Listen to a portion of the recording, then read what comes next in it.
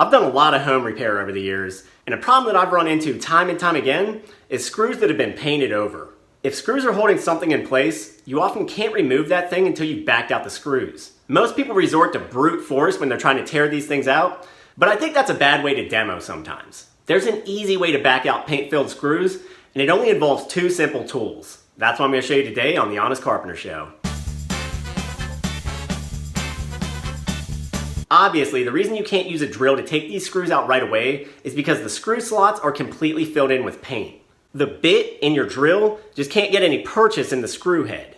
No matter how much you force it, you're only going to push the paint in deeper. If you fire up the drill, it may cause cam out, which can damage both the screw and the drill bit. The only real way to deal with this is to clean out the screw slots. This may sound tedious, but it's really something that you can do in just a matter of seconds. And as I said, I've only ever really used two tools to do this: a 6-in-1 screwdriver and a utility knife.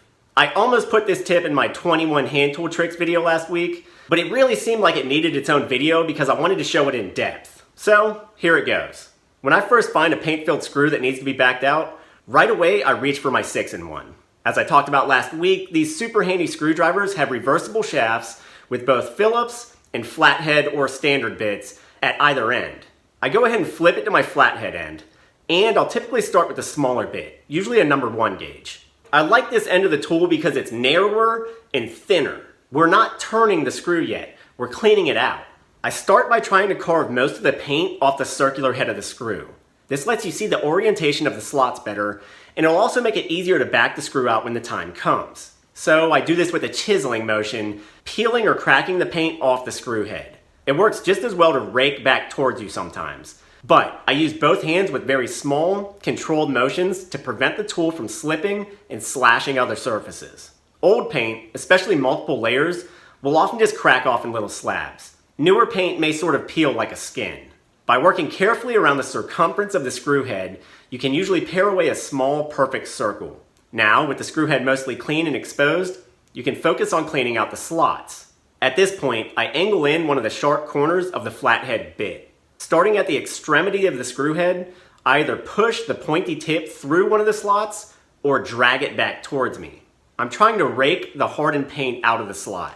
This is easier to do if you work towards the center. Again, I want very short, deliberate strokes, a notching motion. Before long, you'll have all the slots mostly cleaned. But if you really want to make backing the screw out easier, try to clean it even more. I switch over to the utility knife here. The extremely sharp, fine point will let you cut more accurately into the slots. You can really carve out the last little bits of paint, getting all the way to the bottom of the screw head. You can also use the utility knife more like a pick, driving it in straight down to dislodge gobs of paint from the corners. When the screw is totally clean, you can just back it out. You can use a drill or an impact driver for this, but if the screw seems sort of brittle, I actually like to use a handheld screwdriver instead. This just gives you more control. The key is to get maximum pressure on the bit. I'll typically get the bit set and upright, then brace the tool with my palm, pushing against the heel of the handle. With my other hand, I'll turn the handle. This keeps high pressure in the screw slot. I go very slowly until I can see and feel the screw turning. Most of the cam out damage you cause can happen in the first few seconds. Don't let the bit slip. Once the screw is turning, you don't need quite as much pressure. After a couple turns, the screw head is clear. It's that easy. And if you've done your job right, you have a trim piece and a screw you can just reinstall later if you need to. You can go right back into the same hole and same location with the same fastener. That's why I like careful demo. It doesn't cause unnecessary damage, and you have the option to reinstall things later. And remember, I showed this on a Phillips head screw, but it works even better with flatheads because you only have the one slot to clean. You can very easily push the bit all the way through or draw it all the way back. Even these extremely brittle old cabinet screws came right out and didn't get damaged, and they were totally caked up with paint. This also works for screws covered with spackle and drywall mud. You can use the same techniques to cut out the plaster cap that's over the embedded screw. You just carve it away. Here I found that this fastener was actually a drywall nail, which can't be backed out, only driven in. And you can also use just a utility knife to clean out a star bit or a Torx bit screw head. It just requires picking at it a little more from multiple angles until you can get your driver bit locked in. Otherwise, that's it. All you really need is a 6-in-1 screwdriver and a utility knife to remove paint-filled screws. Just remember, always clean the screw head first, then back it out. I can do this whole process in 10 or 15 seconds now. With a little practice, I'm sure you'll be able to also. What do you think? Was that helpful? Do you have another way of doing this? Let me hear about it down in the comments.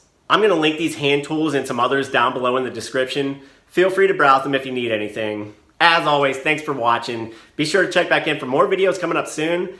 And please consider subscribing and hitting that little bell button to turn on notifications. That way you'll know the moment we post something. I'm Ethan James with thehonestcarpenter.com. I'll see you next time.